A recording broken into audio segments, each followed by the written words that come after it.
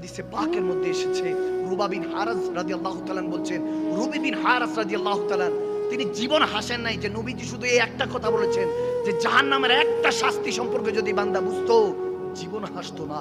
তিনি যখন খাটিয়ার মধ্যে শুয়ে আছেন, দেখা গিয়েছে তেনাকে যারা গোসল করাতে যাবেন তেনারা দৌড়ায় আসলেন, এসে বলতেছেন কি ব্যাপার, এটা কার কার জানাজা পড়ে, ইনি তো জিন্দা, কার গোসল করতে পাঠিয়েছেন? তখন রুবা বিন হারাস সহ তেনাদের পরিবারের সবাই দৌড়াইতে গেলেন, দৌড়িয়ে যায় বলতেছেন দেখছেন যে ওখানের মধ্যে রুবি বিন হারাস মুস্কি হাসি দিচ্ছে, দাঁত বের করে হাসতেছে। এবং আল্লাহু আকবার আরেক হাদিসের মধ্যে ইমাম বর্ণনা করছেন যে চোখ খুলেছেন, চোখ খুলে হাসতেছেন।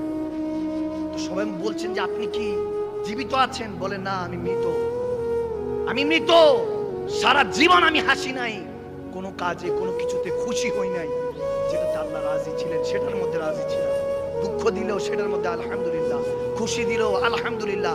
মনকে আল্লাহর কাছ থেকে, আল্লাহর দরবার থেকে কখনো সরাই নাই। বিনিময়ে আল্লাহ আমাকে এই নিয়ামত দিয়েছেন, ইন্তেকাল তো হয়ে গিয়েছি, আমার রূহ তো নাই, কিন্তু আল্লাহ আমাকে এখন জিন্দেগি দিয়ে দিয়েছেন।